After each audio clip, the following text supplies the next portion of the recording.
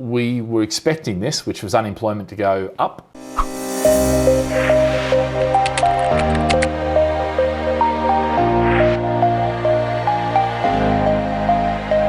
If you can, subscribe, like the channel. If you've got any questions, chuck them into the comments right now, and I'll be happy to answer them. Employment to go up. It was at 4.5, it's now at 4.8.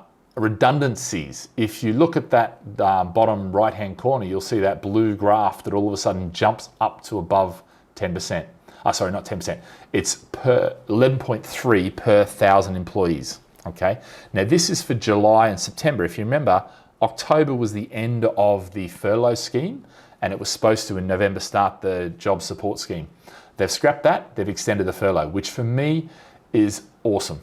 Yeah, and we'll talk more about that in a second. But this, we were expecting the redundancies to go up, and I think, to be fair, there's nothing really, as much as they're making news out of that, we're expecting this. We were expecting this, and we'll probably, the next figures that come out, we'll also see them jump up again, because people were making decisions because furlough was ending, going to short job support scheme. Yeah, and businesses had to make decisions, and the problem was they extended the furlough on the last day of it.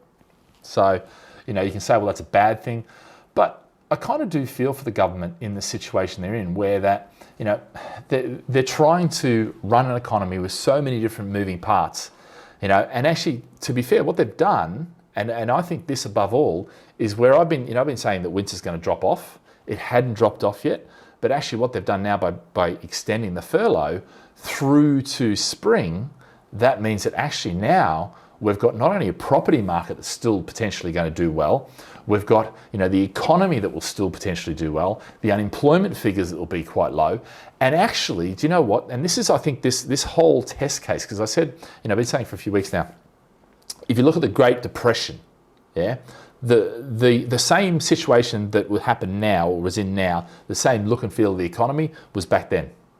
But the reaction was that they raised interest rates, whereas here they've dropped interest rate, they've printed money into the thing.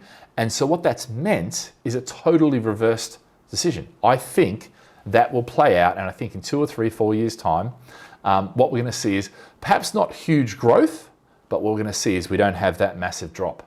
And I think that is the key nowadays, modern days, to surviving a recession. So I really, and I do really think that is the case. And for me, look, I've been very positive right the way through. And on one side, you sort of think, well, maybe I've got to, sort of put my feet on both camps. And, there's a lot of YouTubers out there that are, housing crash and blah, blah, blah. I haven't seen it, and that's why I haven't been predicting it, because I haven't seen it. I still don't see it. And every decision that gets made, yes, it increases the debt. Yes, it kicks the can down the road a bit.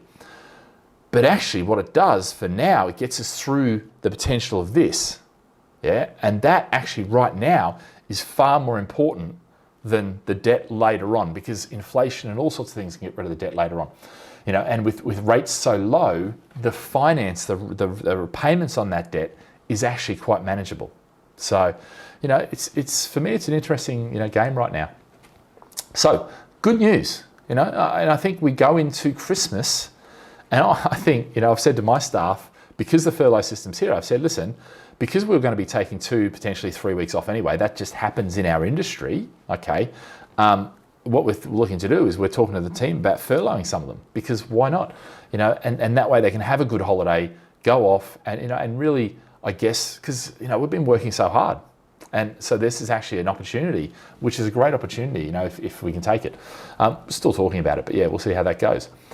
So one of the issues with this is that if you have a look, it's all great to say 4.8%, but actually check out 16 to 24-year-olds. And unfortunately, this is what happens in recessions.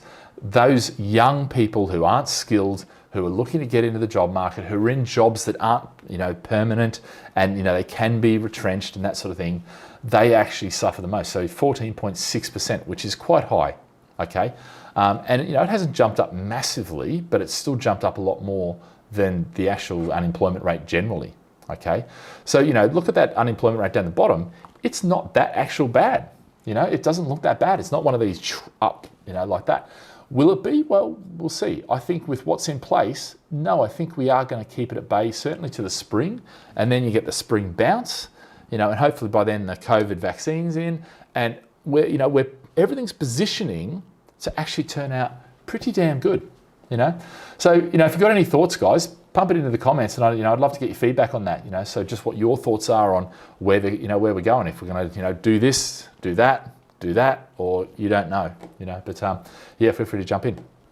So, government extends furlough to March, and I've sort of already preempted this really. I mean, look, this is for me fantastic, because it gives ultimate flexibility where you can, lay staff off for a certain period, you can bring them back on, and because of that flexibility, that's going to allow businesses to see the way through this period.